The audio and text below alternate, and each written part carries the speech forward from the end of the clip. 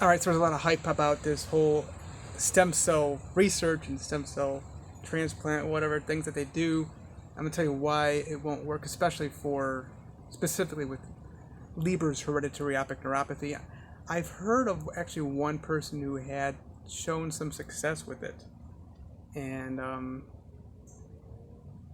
still skeptical about it. But the reason why I'm saying it won't work is because I say that the onset happened for us. Mine obviously is 11778, diagnosed 1997, and of course all my family thereafter. But they're just carriers. How freakish is that, right? It's because of I had surgery in 1996 and again 1997, May 16th, both times, whereby I had a they put the mask on you, it knocks you out. That's the anesthesia, and in the anesthesia are these gases which have ingredients of heavy metals. I don't know specifically which ones, but obviously I tested even 2021 blood test and 24-hour urine, which was obviously we showed lead, lovely, arsenic, mercury. I'm pretty sure a little bit of aluminum too, but this is almost 25 years later. And obviously I had amalgam fillings back in the 1990s, got those removed in 2012. Notwithstanding, the point here is great. Let's just say you get a whole new optic nerve. That's what it happens in the Leber hereditary optic neuropathy. It's mitochondrial dysfunction. Great, you got a new optic nerve, or just it grows back because you got a stem cell, whatever. Okay, well, what would be the best way for me to describe it? So, okay, maybe let's say you're a mechanic. I'm not sure what that would be like.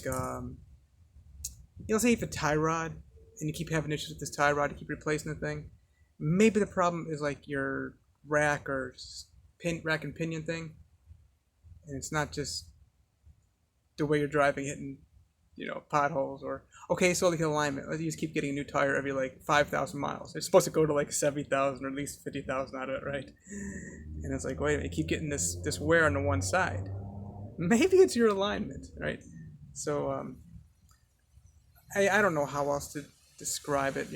Okay, so let's say you're building something and you get like a balcony, it just keeps falling off. Maybe the problem is the fact that you don't have the floor joist in far enough that it holds up the balcony properly, or the issue is great, you got a new optic, but I think things are going to continue to the heavy metals are still going to be in the body, and they're going to go right back at the optic nerve and destroy that new one again, or whatever the case might be.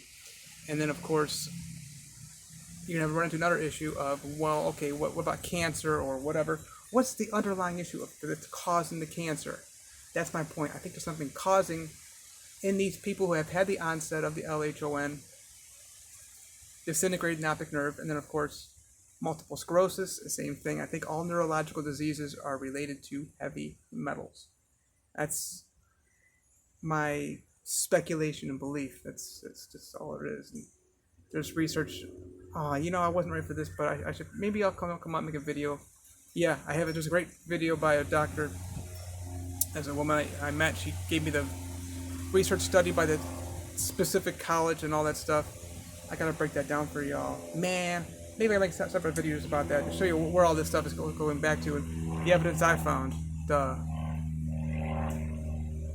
lot of this is on my Facebook page under the album called Body, with regard to the specific tests that I've done for heavy metals to see what's in my body. And of course, I think you're going to find that the same in all cases of people who have these neurological diseases, no matter what it is. Lou Gehrig's disease, for example, it's learned that Lou Gehrig was eating a lot of eel. I never ate eel before. I used to like squid. I don't do fish or animals or birds anymore, so it doesn't apply to me anymore. But still, I guess it's got a lot of mercury in it, the eel or something like that. So, what else can I compare this to? Man, I can't really think of anything all of a sudden.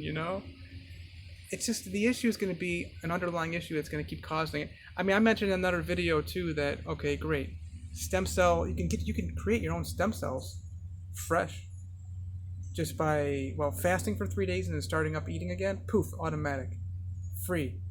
No millions of dollars to do stem cell research or anything like that, you know. And then another one obviously is giving blood. Hello, you're giving life, you know. But even then, guess what? I think I mentioned you're still gonna have to deal with regard to the issue of getting those heavy metals out that's attacking the optic nerves. We got some traffic up there. It's kind of neat. You see what I'm saying though? So great, we can go ahead and use these stem cells, and yeah, it could get the optic nerve or grow a new body for that matter. But if you've still got the other issue of whatever it is, thinking that you're living in sin, for example, he who knew no sin became sin for us, that we might be made the righteousness of God, and therefore you're supposed to live forever, according to this man named Jesus who told us about the scam of death. No, you're above that, you know. You've got authority over that, you know. So I need to take authority if I want to over my optic nerve, for example. What am I doing? This, you know, preventing that, and I gotta allow the optic nerve to be perfect and, you know, nutritionalized. Is that the word? Oh boy.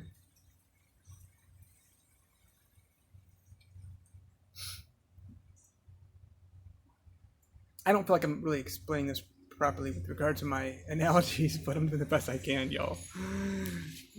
I think we're really, you know, reaching too hard with this whole thing.